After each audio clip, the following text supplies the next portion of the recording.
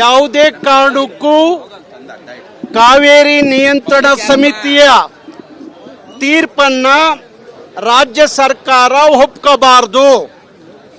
ಇವತ್ತಿನ ಪರಿಸ್ಥಿತಿಯಲ್ಲಿ ನಾವು ದಿನಕ್ಕೆ 3500 ಕ್ಯೂಸೆಕ್ ನೀರನ್ನ ತಮಿಳುನಾಡಿಗೆ ಬಿಡಿ ಅಂತ ಹೇಳಿ ಕಾವೇರಿ ನಿಯಂತ್ರಣ ಸಮಿತಿ ಏನು ಆದೇಶ ಮಾಡಿದೆ, ಆ ಆದೇಶವನ್ನ ನಾವು ಗೌರವಿಸಲಿಕ್ಕೆ ಇವತ್ತು ನೀರಿಲ್ಲದ ಕಾರಣ ಕರ್ನಾಟಕಕ್ಕೆ ಸಾಧ್ಯ ಇಲ್ಲ ಅನ್ನೋದನ್ನ ಹೇಳಬೇಕಾಗುತ್ತೆ.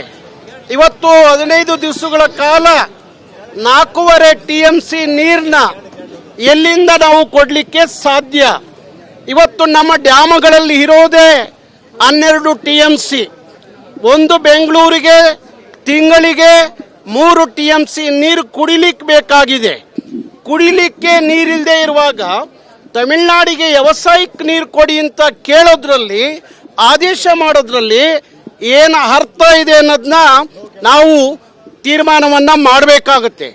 ತಮಿಳುನಾಡಿನ ರಾಜಕೀಯ ಪಕ್ಷಗಳು ಪದೇ ಪದೇ ಕೇಂದ್ರದ ಲಾಬಿ ಮಾಡಿ ನಮ್ಮ ಮೇಲೆ ಇಂಥ ಮರಣ ಶಾಸನವನ್ನು ಬರೀಲಿಕ್ಕೆ ಸಂಚು ಮಾಡೋದಾದರೆ ನಾವು ರಾಜ್ಯ ಸರ್ಕಾರ ಸರಿಯಾಗಿ ಅವರಿಗೆ ಉತ್ತರವನ್ನು ಕೊಡಬೇಕಾಗುತ್ತೆ.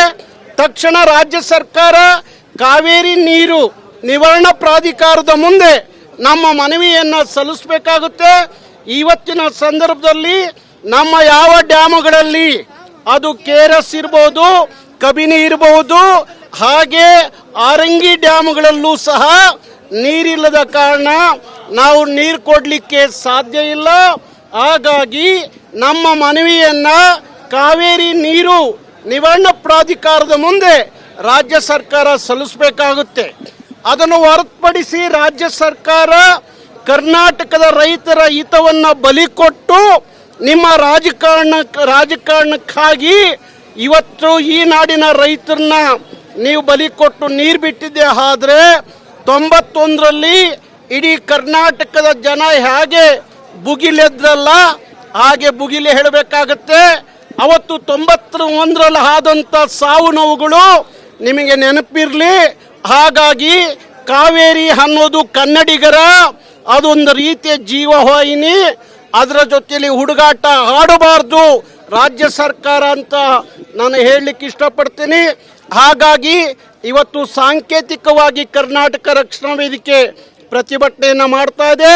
ರಾಜ್ಯ ಸರ್ಕಾರ ತೀರ್ಮಾನ ಕಾವೇರಿ ನಿಯಂತ್ರಣ ಸಮಿತಿಯ ಆದೇಶವನ್ನ ಧಿಕ್ಕರಿಸಿ ನಿಂತ್ಕೋಬೇಕು. 91ರಲ್ಲಿ ಹಾಗೆ ಬಂಗಾರಪ್ಪನವರು ಅವತ್ತು ಆ ತೀರ್ಪನ್ನು ಧಿಕ್ಕರಿಸಿ ನಿಂತರು. ಬಂಗಾರಪ್ಪನವರ ಶಿಷ್ಯ ಅಂತ ಹೇಳಿಕೊಳ್ಳುವಂತ DK ಶಿವಕುಮಾರ್ ಅವರು ಗುರುಗಳ ಮಾರ್ಗ ಹಿಡಿದ್ರೆ ಕರ್ನಾಟಕದ ಹಿತವನ್ನ ಕಾಪಾಡ್ದಂಗೆ ಆಗುತ್ತೆ. ಅದಕ್ಕೋಸ್ಕರ ಯಾವುದೇ ಕಾರಣಕ್ಕೂ ಕಾವೇರಿ ನಿಯಂತ್ರಣ ಸಮಿತಿಯ ತೀರ್ಪನ್ನ ಧಿಕ್ಕರಿಸಬೇಕು ಅಂತ ಆಗ್ರಹಿಸ್ತೀವಿ. ಅದನ್ನು ಮೀರಿ ನೀರು ಬಿಟ್ಟರೆ ಇಡೀ ಕರ್ನಾಟಕದಲ್ಲಿ ಕರ್ನಾಟಕ ರಕ್ಷಣಾ ವೇದಿಕೆ ಬುಗಿಲು ಹೇಳುತ್ತೆ. ಆಗುವ ಅನಾಹುತಕ್ಕೆ ಸರ್ಕಾರವೇ